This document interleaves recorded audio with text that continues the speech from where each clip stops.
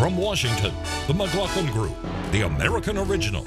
For over 3 decades, the sharpest minds, best sources, hardest talk. Thank you for joining the McLaughlin Group, a show where friends disagree agreeably. I'm Tom Rogan. This week's panelists are filling in for Pat Buchanan, editor of The American Conservative, Jim Antor, columnist Eleanor Clift of The Daily Beast, columnist Clarence Page of The Chicago Tribune, and the legal and political analyst Seth Berensweig. Okay, let's get to issue 1, Speak 2020. Between the presidential election and foreign policy challenges across the globe, Americans have a lot to read about. But is the media doing its job? The White House says no. President Trump frequently attacks news agencies for quote-unquote fake news. In turn, many journalists accuse the White House of a consistent disregard for the truth. And the rise of social media-provided news poses its own opportunities and challenges. What is legitimate reporting? And where is the line drawn between free speech and factual speech? Jim, is American media, including social media, fit for purpose? Well, we have this, the positive, I think, is the removal of the gatekeepers has allowed for a more free-flowing discussion. I think that there were gatekeepers who were declaring questions closed that were open, debates settled that were unsettled. The downside of it, and I think we see this in a lot of online media, is you have the option of living in a fantasy world of your own creation if you'd like to. There's always something that's going to validate whatever your priors are, and they're going to have varying degrees of accuracy or even a commitment to attempting to pursue accuracy, perhaps a non-existent commitment. So I think that has become a real challenge. And the legacy media institutions, many of which I think are committed to an idea of objectivity and accuracy, have lost a lot of their credibility in the eyes of a large segment of the American electorate. And not just conservatives, you also hear a lot of progressives complaining about the dominance of corporate media, whether that actually suits the economic interests of most Americans or many Americans, forgotten Americans, communities of color. So it's a real challenge, I think, but also an opportunity. Eleanor. Leslie Stahl on 60 Minutes, shortly after the president took office, asked him why he was calling the media enemy of the people. And President Trump said, because when they write something bad about me, people won't believe them. This president basically views his job as reality television, and reality television needs an enemy, needs a villain, and he has followed, remember Steve Bannon, he was initial advisor in the White House, who said the opposition party is not the Democrats, it's the media. And the president has successfully employed that strategy, further dividing the country, marshaling a whole segment of the media in his defense, while the mainstream media that you refer to was scrambling around for 3 years looking for moments of normalcy. Oh, now he's acting like a president, hoping that this would somehow fit into the contours of the past. The president uses his Twitter account. He assails people. He has basically made fake news a meme where he can disregard everything he doesn't like. And this serves his purpose. He is a president who is governing on exploiting people's grievances, and he's doing it very successfully through the media. I think the media is struggling to figure out how to respond. You can't not cover him, but basically we collectively, play into his game every day. Doesn't the media play into his game in some ways, though, by evident bias against him? Sure. I think that there are bias really on both sides, and I think that to a large degree, a lot of this is happening because of the fundamental change in the media ecosystem in the United States that's happened even over the last 5 years. And in my view, the technological culprit to a lot of this change can be pinned to Facebook. Facebook has not been the sole player in this, but has been one of the lead players in the new online ecosystem that has generated to a large degree some of the political division in the United States and the binary reporting. And a lot of that is also driven by a lot of the embedded algorithms in Facebook, as well as accumulation of a lot of the additional apps that have been brought into that system, whereby the computer knows what your tendencies and what your biases are and then feeds you into that funnel. And when you take a look at how this is dividing and collecting a lot of the media information, people end up living within that echo chamber, and it helps to catalyze a lot of those divisions. And now the divisions are really going at each other. So just to look at the fundamental changes in the American media landscape, a lot of it has to do with technology, and a lot of the lead player in that technological space has been Facebook. And Clarence Page, Mr. Pulitzer, you are a manifestation of the transition of, well, the retention of very quality journalism on your part. But I like seeing you with your iPad. You are the master of how media can succeed in the modern era. I've got all the gadgets, but I thought you were going to say I'm a victim of these changing times, because I feel like that too. No, you're riding the wave. Because, you're a surfer of the times. Yeah, but I'm constantly treading water. Put it that way. Let's think about a long past era, like 10 years ago or so, when the iPhone was first invented, Facebook and everything else. Snapchat. I can't keep up with all these new electronics, but I think you really got to go back to Gutenberg. 400 years ago, the printing press was the beginning of mass media. And we didn't change that much over the years, just we got better presses and all that. The electronic age came along, and now the digital age. And Seth, what you're talking about, this is just a more sophisticated version of direct mail, which we've always had, and was always the most effective way to sell political candidates. Only now, like you say, the algorithms can really shape reality for you. And it does make a difference. To me, the journalism has always been in a battle against spin. It does seep into our side of the line. I was reminded by the recent PBS documentary on the national divide of the days when Donald Trump would give a rally and would be slightly late, and the camera would just stay on the microphone. Because having a microphone and the name Trump up there, people would tune in and know something is about to happen. Right. And so they would get ratings off of nothing. I don't see them doing that anymore. Well, I think that's part of our self-education. There was that famous quote from Les Moonves, one of the media titans, saying, CBS, saying during the Trump campaign, he may not be good for the country, but he's great for news and journalism, great for ratings. Exactly. For ratings, not journalism, but ratings. Yeah, that's right. That's right. And it's much easier to disseminate false information, doctored videos. That's always been around, but now it's that old line about the truth takes a long time to catch up with a lie that gets around the world in 2 seconds. I think Mark Twain really did say that one. Was it Mark Twain? Good. Okay. There's a fact we can hang on. Mark Twain said, "You can't believe everything you read on the internet." He did. There you go.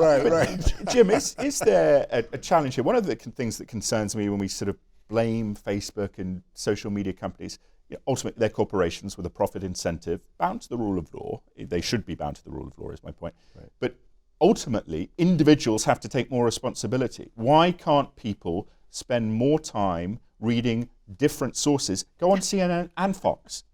Isn't that there's a solution? Read around a subject. That's definitely true, although there is a degree to which the algorithms undermine that, in that if they're constantly serving you up, when I take out my phone, I'm not actually, they could serve me any content they wanted. I'm not seeking this content necessarily. They are trying to send me things that show me things that I have already looked at, things that are similar to my point of view, things that are similar to other websites I visit.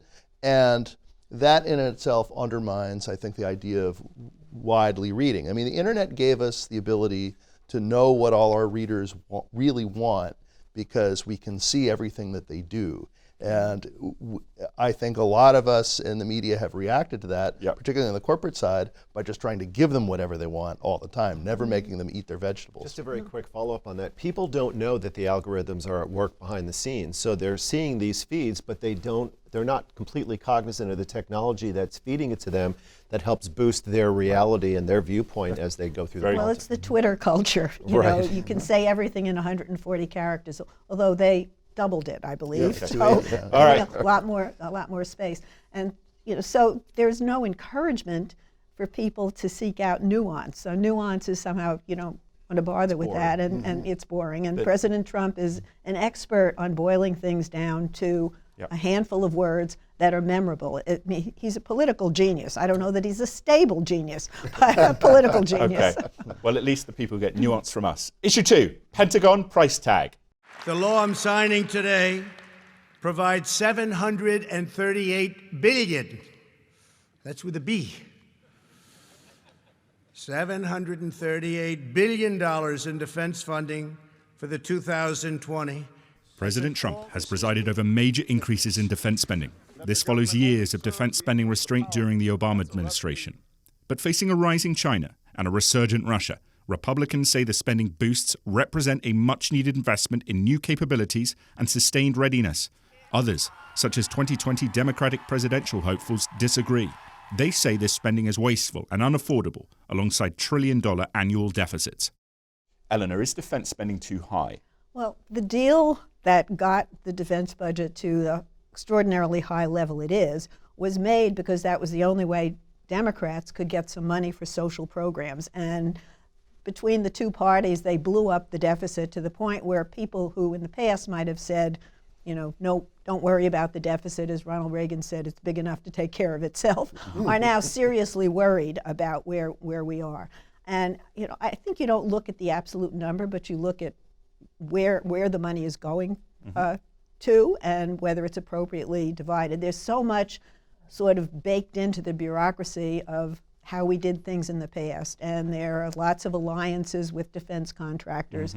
So yes, I would say defense spending is too high, but I don't necessarily look to the next president, whether it's Trump or a Democrat, to lower defense spending. It goes up. It's a question of just by how much. Jim. Well, we have this basic mathematical problem that we have the Democrats' spending programs, their social programs, the Republicans' tax rates, and both parties' wars. And at some point, And no entitlement reform. And no entitlement reform. So you're at some point, the interest payments on the national debt and the growth of the entitlement programs or the mandatory spending programs, as many people will get mad if you tell them Social Security or Medicare is an entitlement, those things are going to squeeze discretionary spending out of the federal budget. And the biggest discretionary spending program is national defense, which itself continues to grow. So we're going to have to make some hard choices, but our political leaders and our voters, frankly, have been unwilling to make those types of choices. The markets are going to make it for us at some point. The markets are, as the world's currency, that has spared us from having to make some very difficult choices. But how long can you sustainably run trillion-dollar annual deficits in a time of relative prosperity and as close as we ever get to peacetime right now? Seth. Well, I think that when you zoom out and you take a look at the big picture on military spending, part of the budgetary concerns and the things that we have to look at also is the question of what about the infrastructure and costs related to diplomacy and intelligence. There has been a fundamental inversion of power from a defense spending perspective, certainly since 9/11. And there has been an increased change and focus on higher military spending. And this isn't just something that lies at the doorstep of the current president. This has been going on certainly at least since 9/11, where there have been lesser and lesser resources at play, for example, in the State Department. And that is something that is really very much not to our benefit. So if you're taking a look, for example, of what's been happening at the State Department under Tillerson, who is no longer with us, that certainly has been greatly gutted. And therefore, when you're looking at the balance of power and dollars, what's happening on the side of the military? Yeah. How powerful is the military in terms of our power projection without those other important assets? That's an excellent point, and it's epitomized by Secretary of State Mike Pompeo, who performs like Defense Secretary Pompeo. Right. You don't associate high-level diplomacy, and the State Department really has been hollowed out under this president. And also, we don't think about healthcare costs associated with the military, Yeah. but that's the fastest growing area of spending and cost in our Defense Department. And sad to say, fortunately, we don't have war per se going on right now, or at least they've been scaled down. We don't have as many injured troops coming back. But any way you look at it, it's hard to say that we're spending too much for defense, though, when we're spending more than twice what the rest of the world spends put together. And going to Seth's point, I think it was either Secretary of Defense Mattis or Bob Gates or both of them. One of them referenced the fact that there are more members of military bands, active personnel in military bands, than there are foreign service officers in the State Department. Don't you touch those bands now. Exactly. I like those bands. But some of my best friends are military bands. Okay. But as one of the challenges here, Eleanor suggests this. I mean, I think we need to spend a lot on defense. But the appropriations we make, why the industrial complex, why is the US Navy still building aircraft carriers, which have some relevance for our next issue, we'll get onto that in a minute, when the Chinese can fire ballistic missiles to destroy them and kill 5,000 Americans? I've been asking the same question about the artillery, which was my unit. We don't need artillery anymore. That's a wonderful World War I and II device. Unless it can fire 1,000 miles. The Army wants to do long-range artillery against the Chinese islands. So. Yeah. Well, there's a possibility. Now we finally found something for them to do. They did get rid of the horse cavalry finally. Yes. But so much of this is baked into what we do, and we continue to do it because we've always done it. And there's a whole world of lobbyists and defense contractors that are involved. And these contractors have been very smart to work with a number of members of Congress, and jobs are distributed in many congressional districts. So it's a very hard system to reform or scale back. I mean, it just keeps growing. Jim, a question here going off Eleanor's point. One of the things we could do is to restrict retiring general officers from joining the boards of defense contractors, that revolving circle. I mean, do you think that's something that we could feasibly get through Congress, or should? I think it's something we should. Whether we could, I think, is a different story. I think conservatives like to treat the military like it's an honorary member of the private sector, because it is something that we generally agree is a legitimate, the preeminent function of the federal government. But it still has all the same tendencies and incentives and bureaucratic imperatives and everything about the functions of government that we don't like, all of those other tendencies, but we're much less willing to It is the largest them. socialist organization, isn't it? Well, that's right, and we very spend good case three to be made times for that, what times what China does and 10 times what Russia does.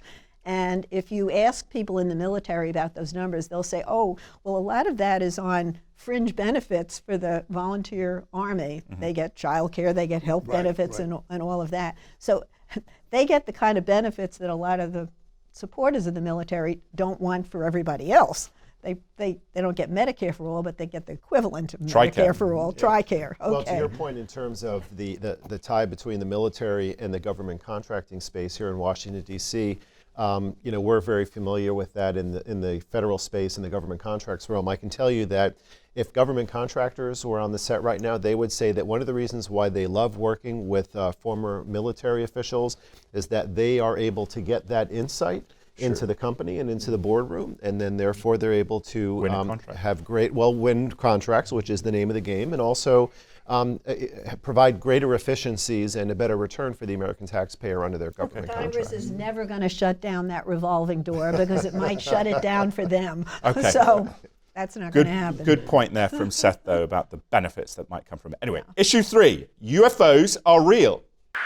My gosh. They're all going against the wind. The wind's 120 knots from the west. Look at that thing, dude.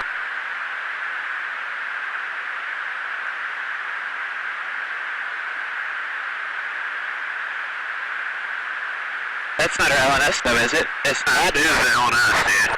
Well, if there's look at that thing. It's rotating. That video was recorded in 2015 by the crew of a US Navy F-18 fighter jet. It was later released alongside 2 other videos by the To the Stars Academy of Arts and Science, a group which includes former government officials. And late last year, the Navy confirmed that the object you just saw is indeed unidentified phenomena. So what's going on here? Well, your moderator has learned that the US government assesses that these objects, often seen around nuclear-powered US aircraft carriers, are not controlled by a foreign power. The objects, which vary in form, have been recorded instantaneously accelerating to hypersonic speeds without using jet propulsion, traveling in hundreds of knots under the water, and shielding themselves from visual and radar detection. That doesn't mean they're alien in nature, but it does mean something interesting is going on. Seth, is this an issue that really does demand more government accountability, publication of perhaps classified materials? I would say yes. I mean, first of all, how cool is that footage? I mean, it's just and there's more that hasn't been released, which is apparently even cooler. Oh, absolutely. And this is a phenomenon that is happening. I'm more skeptical than anybody. So before I saw that video, I was much more of a doubter. But look, this, in my view, is one of the biggest human interest stories that's gaining the least human interest. And it's just utterly confusing. This story has gotten a little bit of a pop within the last year because there was a New York Times article that sort of kind of nudged it a little bit more into the establishment. And you know, to me, it's amazing that it doesn't get more attention, but it is something that deserves more attention. And look, we're developing a space force, right? So as we're going, apparently. It's the next frontier. So this is something that deserves some kind of additional attention. Is it that little amoeba-like thing that we're supposed to be focused on in that video? Yes. Okay. All right. Well, if they're wherever they're coming from, we need the help now. So let's send out the signal. I'm sure that people are studying this in the military, or they wouldn't have put out this video. I'm not sure it deserves, a full-scale attention by the government. I'm still pretty skeptical. I think it could be a collection of pollution, frankly. Well, I mean, the tracks and the radar sonar indicates mechanical, and the way these objects react when they interact with the pilots. Suggests intelligent control. So, but to Eleanor's point, right, there's a hell of a lot more we don't know here than we know. So curiosity. I remember, I can't remember which one it was. One of Bill Clinton's cabinet members said in his memoirs. Right? He wasn't cabinet. Said in his memoirs that the first thing Bill Clinton wanted to see when he got to the Oval Office was the UFO file. I don't blame him. I said, well, if I was president, I would too. I'm sure Trump has. Maybe we can distract Trump with this. That would be good. I mean, the things after all these years, as I recall, the first UFOs were spotted around 1948, I believe. Manhattan Project. Yeah, back when I was a kid, we were reading about this. And we're still in the same place. We're seeing pictures, but nobody has any explanation. Nobody even talking about who's studying this. Is there really an X-Files department at the FBI or something looking at it? I think it's, apparently the way it maneuvers is what really is the giveaway. Suggests somebody at the controls or something it also at the controls. It also suggests some vehicle that is not like what we've got now. I shouldn't call it a vehicle. Well, just a flying object. Absence of jet propulsion is one of the most compelling factors here. And in that video, there were sonar tracks of something under the water that was bigger. The indication being maybe that was controlling these things. But again, I take Eleanor's skeptical eye with a good degree of respect here, because there's a lot we don't. Jim, what's your take on this? Well, I think we've always had this be a big part of the public imagination, but because we associate it so much with fiction, I think that has, the science fiction element of this engenders skepticism. And there's so much that we don't know, and there's so much that hasn't been shared with us. If this is but a small percentage of of what they actually have, it's really a legitimate object of public interest. If this really is sort of representative of all that they have, then we're kind of in Loch Ness Monster territory, Bigfoot, like you watch the grainy video and some people see it and some people don't, pollution, intelligent life, whatever. But I think it does stand to reason that there are other things out in the universe. So it's not shocking, and it's something that Americans, I think in particular, have always been fascinated by.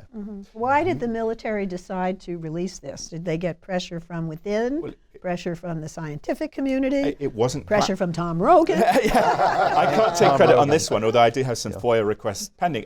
What happened here, I think, is that it was not classified, that video. Okay. There is a classified one, and it was probably a failure of classification, and so it got FOIA requested by the former head of the Pentagon's research program of UFOs. Oh, They released it, and they've Okay. sort of broken the bank now. And so one of the interesting things here, though, is the broader portfolio of knowledge surrounding this stuff tracks from some of the ballistic missile satellites to see if China fires something at us. We have a warning bell, stuff coming into orbit. Where did that come from? The broader question, if you explain theoretical physics as to how something could operate without jet propulsion, you quickly jump to space-time manipulation in terms of anti-gravity, because those things perform anti-gravity, and the hypersonic instantaneous, you cannot do that with normal understandings of engines. You're getting heavy now. I know. But I always say this, you know, is when we're talking about this issue, the need to temper it to things you very confidently you can back up, whether that be very good sourcing, trusting sourcing, or factual understanding, because I'm well aware that as a relatively young person who's aging badly, this issue, if what I've written about it, if it turns out to be pollution, my credibility isn't going to go soaring into the skies with these things. Well, one of the things that I've learned is that there seems to be some kind of a corollary, some kind of a connection between this sort of a phenomenon and the location of nuclear sites. Out of time. Thanks for watching. Don't forget, the discussion continues at McLaughlin.com, or should I say in cyberspace, and check out our podcast on iTunes. See you next time.